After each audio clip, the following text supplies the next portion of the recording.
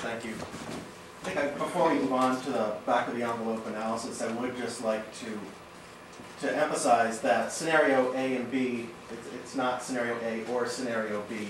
To us, they represent sort of the range of potentially feasible uses for the site, or some of the most likely reuses for the site.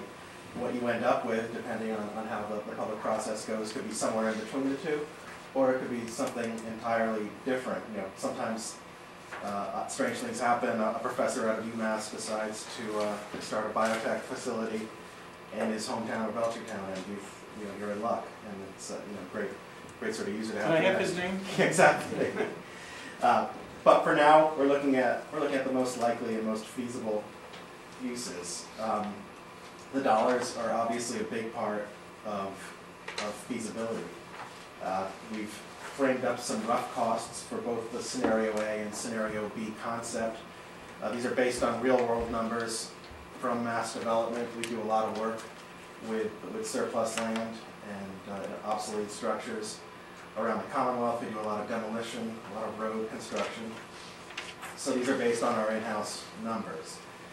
For scenario A, and this being sort of the more straightforward development plan focused on commercial industrial uses, we're looking at a permitting cost of about $200,000, demolition cost somewhere between $5 and $7.5 million. That's really depending on the amount of asbestos and other hazardous materials that may or may not be found in some of these buildings. Site preparation, basically grading it out is a fairly straightforward number, $200,000. And roads and utilities, we're looking at about $1 million for a total of between about $6 and $9 million. On the revenue side, we have land sales of about $1 million in total. It's about 50 acres at about $20,000 an acre over the period of 10 plus years. I mean, generally we find that your first sales, you're going to have to price them to be a little more attractive, and then as your development gains in stature and reputation, you generally get a little more towards the end of the cycle. Property taxes, they'll be building up to approximately $400,000 a year after 10 years. So year one, if it was a straight line of development, we're looking at $40,000 in year one, about $200,000 year five. There's another item down there that's not really a revenue, but certainly a benefit, which is employment, estimated employment. And under scenario A, we're looking at about 400 to 500 jobs. At full build out over 10 years. Okay. For scenario B, this being the mixed use scenario, we considered basically a level cost for permitting, as well as for site preparation. Demolition, we lowered it slightly from scenario A. There was a little more potential for reuse of some of the structure on site. Roads and utilities, however, you'll see has basically doubled, because we're building about 1.5 times as many linear feet of roadway on site and installing the similar amount of utilities.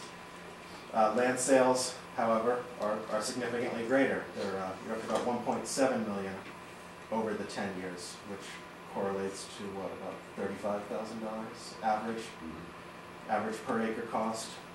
And property taxes are also greater, about close to $1 million. Of course, this analysis does not take into account, or at least this slide does not take into account the added additional cost of public services for, say, the residential use, if that was not a senior living facility, if there were any school children, etc.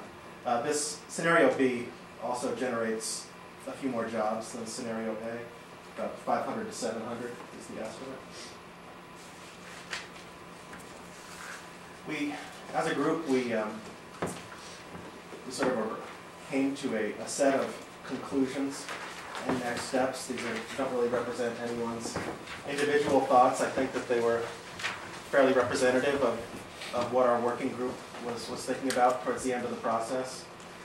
Number one, this is an attractive site. The state knew what they were doing when they picked these sites for school and hospital locations years ago. Largely suitable for redevelopment. As we've documented here, There is going to be a substantial upfront investment in demolishing the old buildings that won't be reused, site preparation and cleanup, roadways and utilities. As Craig highlighted, demand indicators here are not particularly strong for any sectors. They're not particularly strong in any of the markets that we're working with right now in Massachusetts, so you're not alone there. But what those first three, well, points 2 and 3 basically add up to the fact that this project is not likely to be feasible as a self-financing project for a private developer to take on. I'm sure that's not a surprise for most of you. Federal and/or state level intervention will likely be needed to offset these upfront costs. And the final take-home point that we wanted to highlight was that while we're not necessarily endorsing scenario A or B, a mix of uses in your redevelopment program will reduce your market risk and your financial risk. It will allow you to respond more effectively to different demand. I think also just one last point on that, on scenario B where you have mixed uses, it also allows for the creation of synergy, which is make it a destination so that it's, or a branding of that location. So there's multiple things going on at once. There's people living there, there's people working there, there's people going to shop there. All those kinds of things kind of work together to create more of a demand than there would be just for scenario A, which is a traditional business park, aimed really at one market and absorbing whatever your regional share of growth is going to be.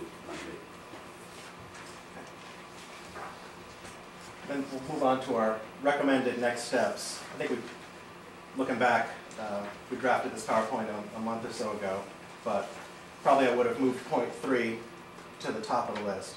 Secure funding for initial demolition and infrastructure phase. That's obviously going to be key to doing anything here. It's also probably the longest lead item on the list. Along with that, as a community, you can start to develop consensus on what the direction of this redevelopment should be. Start looking at the zoning changes that would be needed to make it happen. You could either work with volunteers or engage consultants to start to work on a brand image to attract tenants to the eventual development. And lastly, a fairly easy one, you can just keep your ears open to monitor competitive properties within the market. It's good to know what's going on in the area, in the region. And that's about it. I think it's been a pleasure working with the community, and we look forward to seeing how things go.